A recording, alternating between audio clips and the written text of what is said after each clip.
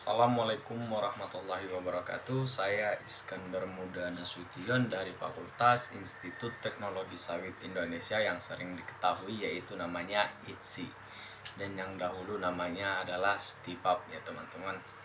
Di sini saya mau memaparkan materi tentang antropologi budaya perkebunan, yaitu budaya dan ciri khasnya dari materi 1 sampai materi ke-7, yaitu yang pertama yang saya bawakan yaitu adat istiadat Mandailing.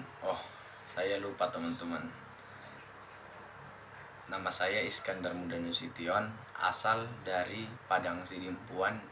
NIM saya 230201096.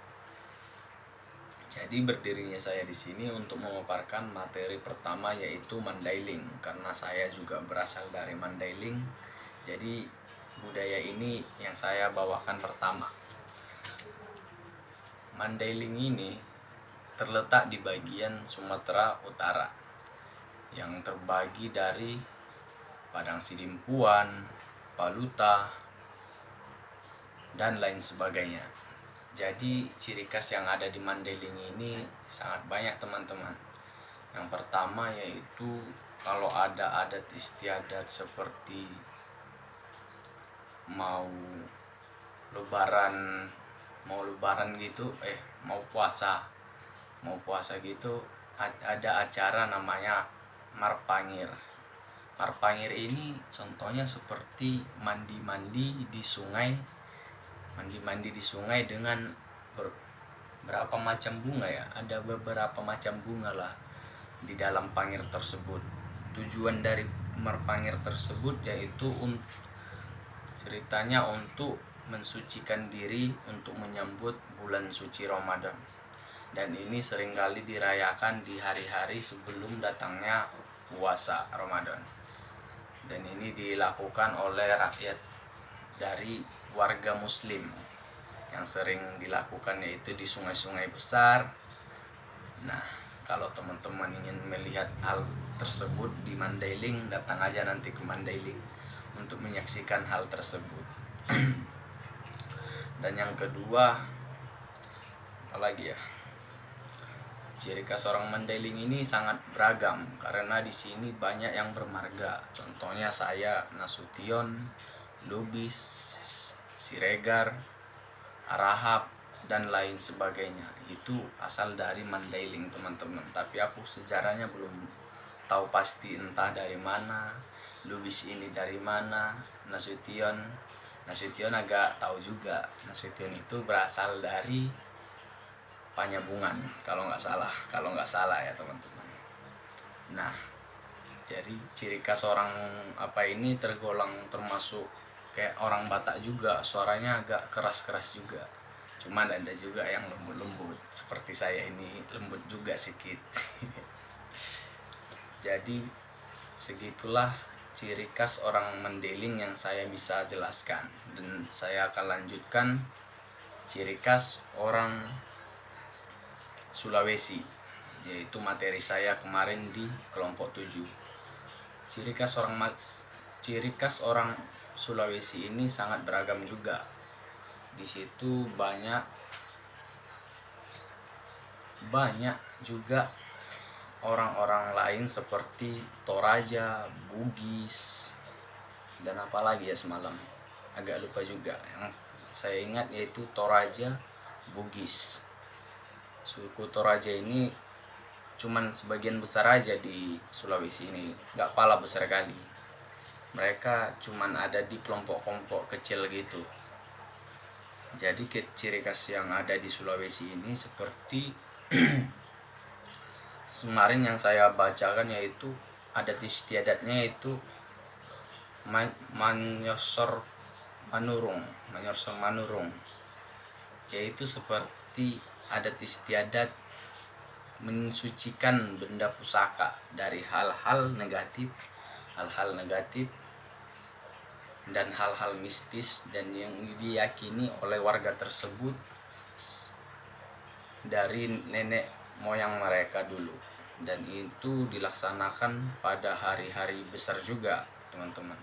Ini dilakukannya seperti dicuci-cuci gitulah benda pusakanya itu, seperti keris, benda pusaka lainnya yang dianggap sakral, dan mencucikannya itu dilakukan oleh pemangku adat besar di wilayah tersebut. Dan yang satu lagi, dan adat itu juga harus dikembangkan sampai sekarang supaya tidak hilang dan tetap diikuti oleh anak muda sekarang seperti aku ini di wilayah mereka. Dan yang satu lagi, apa itu namanya semalam, adat istiadat kayak tamatan Quran gitu di Sulawesi. Di situ mereka mempunyai adat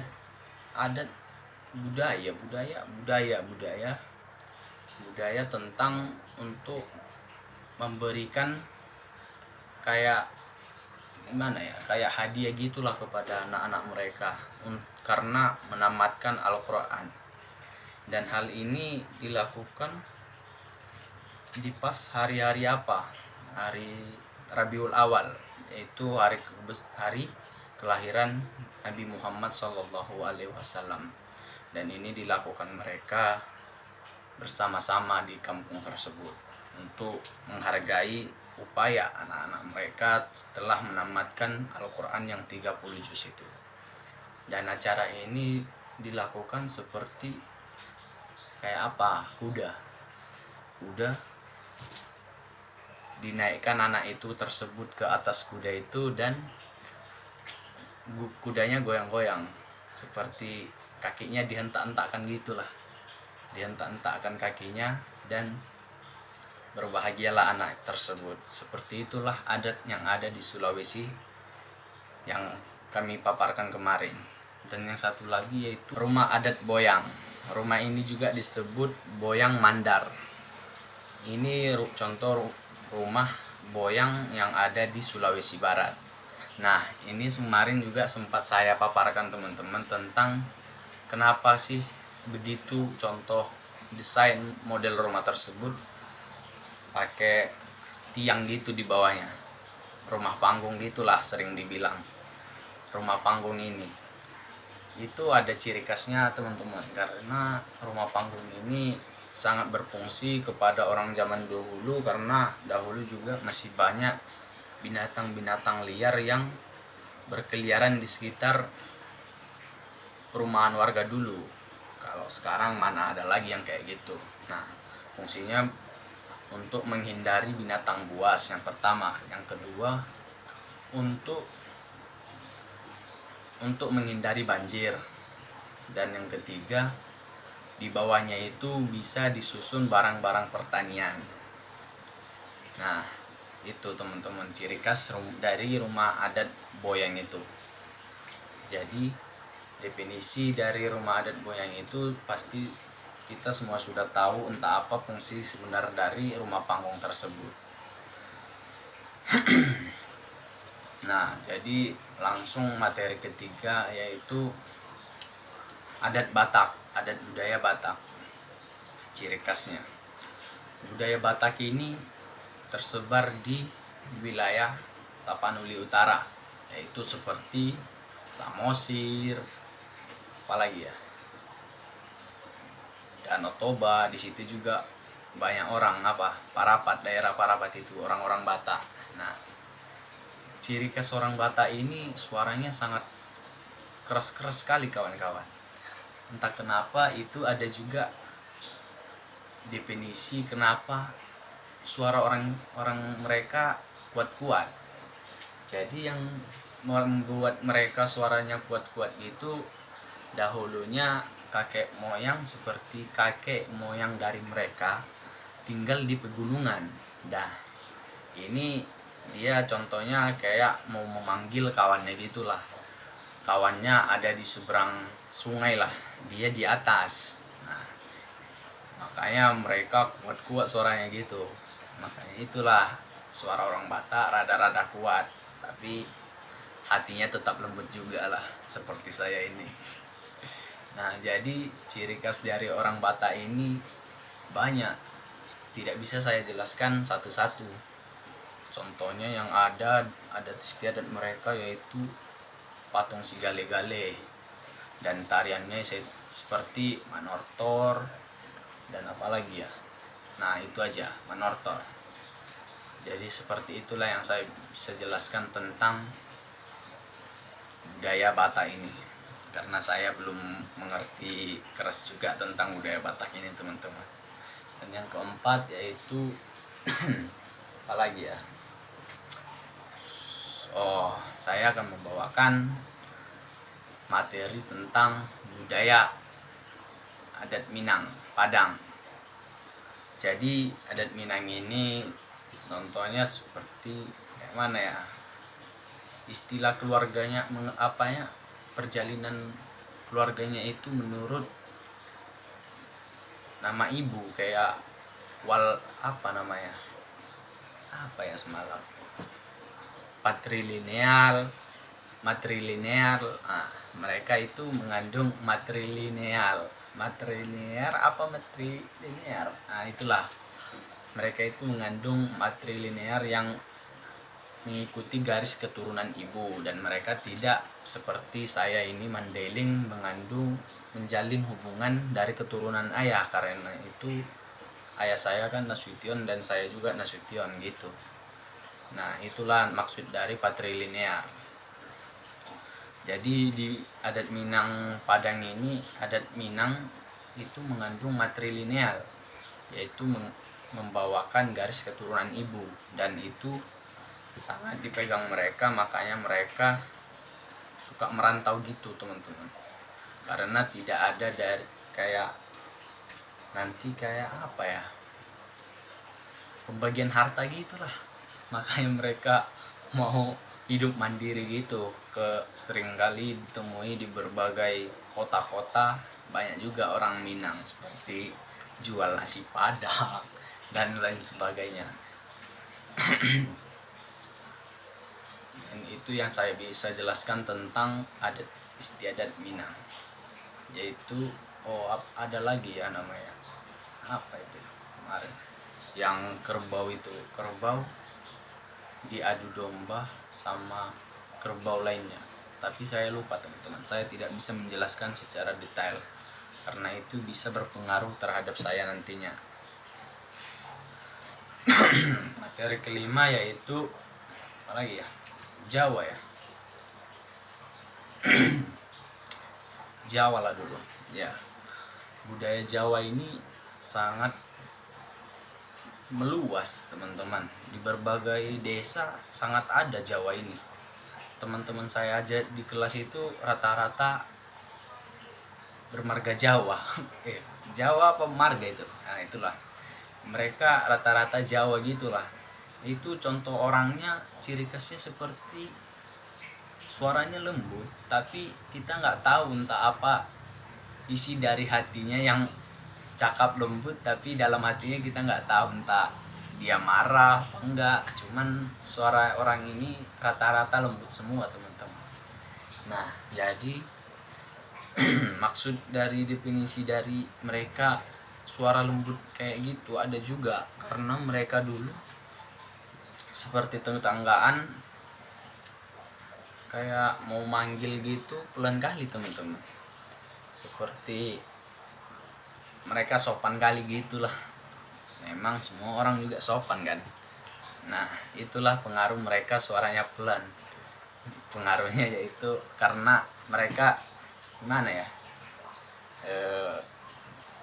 ya gitulah, bertetangga, saling pengertian dan saling menyayangi. Makanya mereka suaranya pelan gitu. Nah, budaya adat Jawa ini sangat beragam. Contohnya seperti kuda kepang itu seperti ada orang kesurupan. Nah, contohnya orang kesurupan ini, acara kuda kepang ini sering dijumpai di wilayah-wilayah desa-desa gitulah teman-teman. Kalau di kota sudah jarang kurasa. Ini acaranya yang ada di, contohnya di pesta pernikahan, dan ini sering ditemukan di pesta pernikahan adat Jawa. Ini dilakukan oleh orang-orang yang profesional, yang ahli di dalam bidangnya. Dan itu contohnya mereka kesurupan terus dicambuk-cambuk gitu, pakai kuda mainan gitulah dinaik mereka, dan makan kelapa, buka kelapa pakai giginya. Dan itu sangat beragam teman-teman adat mereka itu. Cuman kita itu harus kayak mana ya, harus sopan lah terhadap budaya mereka, jangan menertawakan adat tersebut, karena itu bisa membuat mereka sakit hati juga ya kan. Nah, itulah definisi dari adat Jawa itu. Nah, selanjutnya materi tentang apa lagi ya kemarin, tentang apa ya tadi semalam, tentang etika dan moral. Etika dan moral ini sangat sering kita laksanakan di dalam kelas, dan ini sangat berpengaruh. Contohnya seperti permisi ke kamar mandi. Kan contohnya gini, saya mau ke kamar mandi, Pak izin saya mau ke kamar mandi. Dan itu namanya etika. Dan namanya moral yaitu ketika saya berjalan tanpa sepengetahuan Bapak itu, saya berjalan keluar dan sembrono keluar tanpa permisi kepada Bapak yang mengajar di ruangan kelas tersebut. Itulah namanya etika dan moral. Saya mau menambahkan materi tentang apa tadi? Apa itu etika dan moral? Moral adalah merupakan pengertian mana hal yang baik dan mana yang tidak baik. Sedangkan etika itu tersendiri adalah tingkah laku yang dilakukan oleh manusia berdasarkan hal-hal yang sesuai dengan moral yang tadi. Etika juga diartikan sebagai firasat, bidang moral yang mengatur bagaimana manusia harus bertindak. Nah, itu juga banyak orang yang seperti itu, udah tahu yang baik tapi masih melakukan hal yang buruk. Contohnya seperti kemarin ada juga udah disuruh pakai kayak pangkat ini juga, dan ini sebagai kewajiban teman-teman memakai pangkat ini di kelas, tetapi itu juga tidak dilaksanakan. Nah, itu merupakan moralnya kurang, karena itu udah tahu tentang mana yang baik dan mana yang tidak baik tetapi masih dilakukan. Nah, itu dia pengertian dari etika dan moral tadi ya. Sekian. Dan lanjutannya yaitu tentang budaya planter, dan itu saya akan bawakan. Di sini saya akan membawakan materi tentang budaya Triple S. Budaya Triple S ini disiplin dan mengikuti pengaturan yang ada di perusahaan tersebut. Nah, ini perusahaan tersebut ini harus kita laksanakan lah standar operasionalnya, karena itu kan kita bekerja di situ dan kita harus mematuhi peraturan-peraturan yang ada. Contohnya seperti safety peralatan kerja dan administrasi, dan kita tidak bisa sesuka hati kita di situ, karena kita kan kayak bukan punya hak milik kita itu kan, kita bekerja di suatu perusahaan tersebut. Nah, jadi kita harus patuhlah terhadap apa yang dibilang mereka dan apa yang disuruh mereka. Nah, itu harus kita ikuti dan patuhi. Dan itu adalah makna dari budaya Triple S teman-teman. Yang ketiga yaitu budaya pamatik. Budaya pamatik ini yaitu pamatik terhadap kerja, kualitas, dan biaya. Nah, ini seringkali dilakukan oleh kayak manajer lah, pimpinan, untuk membuahkan suatu target yang besar dan melaksanakan secara bersama melaksanakan bersama dengan bawah-bawahannya untuk mencapai target dan kualitas untuk mencakup budaya tersebut. Untuk perusahaan tersebut untuk berkembang lebih pesat lagi lah. Nah, itu arti dari budaya Pak Matik, untuk maju bersama untuk mencapai target dari suatu perusahaan dan menyelesaikan semua masalah-masalah yang ada. Nah, di sini saya akan membawakan materi tentang budaya kontrol, yaitu seperti semalam yang saya jelaskan yang ada terbagi 4, yaitu yang pertama plan, do, check, action. Nah, yang jadi pertama yaitu plan yaitu rencanakan, dan yang kedua lakukan, dan yang ketiga periksa, dan yang keempat bertindak. Nah, itu harus dilakukan sebagai budaya kontrol untuk mencapai target sebuah perusahaan, dan itu harus kita terapkan. Yang 4 itu harus kita ingat. Yang pertama yaitu plan, rencanakan, yang kedua do, lakukan, dan yang ketiga cek, periksa, dan yang keempat bertindak. Nah, itu arti dari budaya kontrol tersebut, teman-teman. Nah, itu harus kita terapkan untuk mencapai sebuah pencapaian yang besar terhadap suatu pekerjaan yang kita lakukan, dan itu harus kita terapkan ya, yang 4 itu. Jangan lupa yang 4 itu plan, do, check, action. Nah, dan yang kelima yaitu budaya peduli. Nah, ini seringkali di dalam suatu perusahaan bahwa dia semena-mena terhadap lantaran dia kayak atasan, dia sebagai atasan di suatu perusahaan tersebut semena-mena memecat karyawan yang bersalah. Dia rasa bersalah gitulah, karena itu dia tidak memahami budaya peduli ini, teman-teman. Nah, contohnya seorang pemanen salah tentang kayak mana ya, contohnya dia salah tentang memanen buah gitu, dia belum matang buah yang diambil, dan itu dikasih sanksi berat, dipecat atau membayar denda yang besar. Nah, seperti itulah contohnya.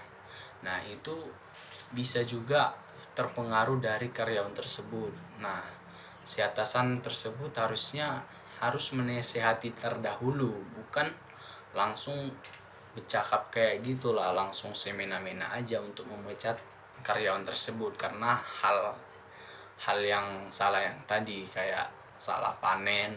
Nah, itu harus bisa dibudayakan oleh seorang pemimpin budaya peduli ini, karena sangat berpengaruh terhadap kinerja karyawan, dan itu juga karyawan juga membutuhkan kepedulian terhadap suatu pimpinan kepada karyawannya. Mereka juga butuh kayak kasih sayang gitulah, karena mereka kan juga banyak masalah di rumah yang tidak diketahui oleh si pemimpin tersebut. Sebaiknya dia kan bisa menanyai entah apa masalahnya, kok bisa begini kinerja yang buruk berpengaruh dari keluarga yang rusak di rumah. Nah, itu dia dari arti budaya peduli.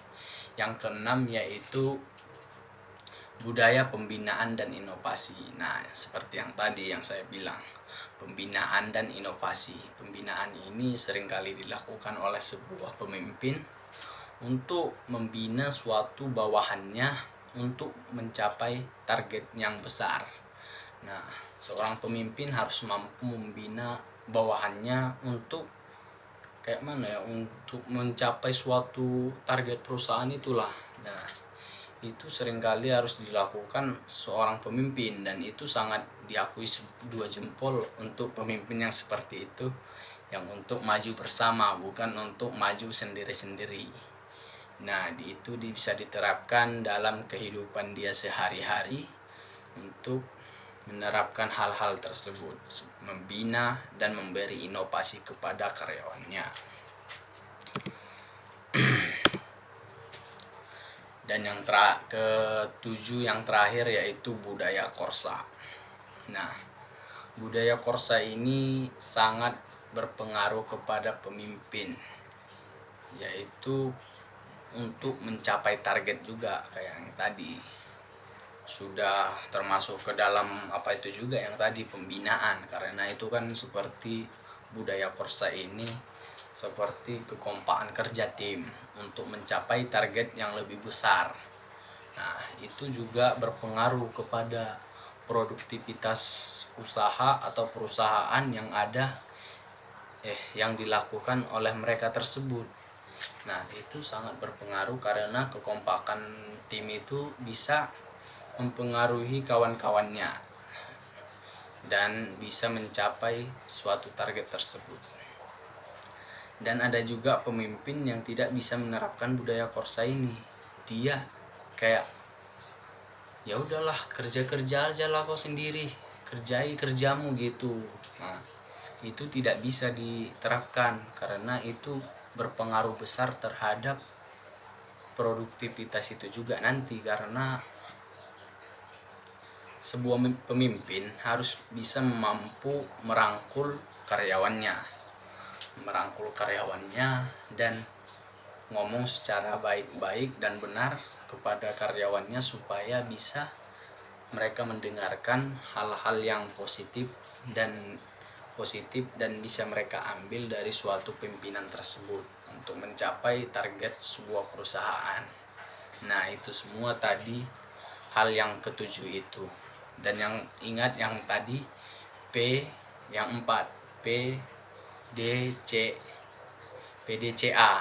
Yang pertama yaitu planning, yang kedua do, yang ketiga check, yang keempat action. Yang pertama yaitu rencanakan, lakukan, yang ketiga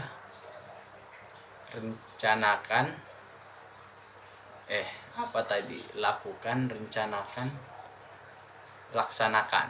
Nah, itu tadi yang PDCA ya teman-teman. Jadi juga ada juga pemimpin juga harus mampu terhadap kayak mana ya, harus jadi leader, jangan jadi bos. Kalau jadi bos ya semena-mena dia.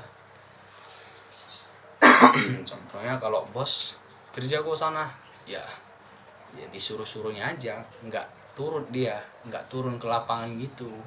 Nah, kalau leader ini bisa merangkul teman-temannya untuk mencapai dan membuahkan hasil yang lebih dan bisa menaikkan derajat mereka, bukan jadi karyawan seterusnya, dan bisa bertahap-tahap gitu, dari karyawan jadi mandor buah, mandor 1, mandor 2. Nah, itu juga berpengaruh terhadap si pemimpinnya tersebut. Nah, jadi pilihlah leader, jangan pilih jadi bos, karena jadi leader itu sangat meyakinkan semua orang-orang untuk meyakinkan kayak mana ya.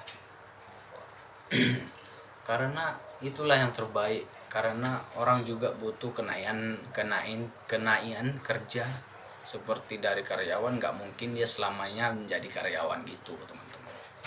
Nah, sekian yang saya bisa sampaikan. Mohon maaf jika ada kesalahan kata dan kekurangan kalimat yang saya bawakan dan yang tidak bisa teman-teman pahami. Mohon dimaklumi karena saya juga masih belajar teman-teman. Sekian dari saya. Wassalamualaikum warahmatullahi wabarakatuh.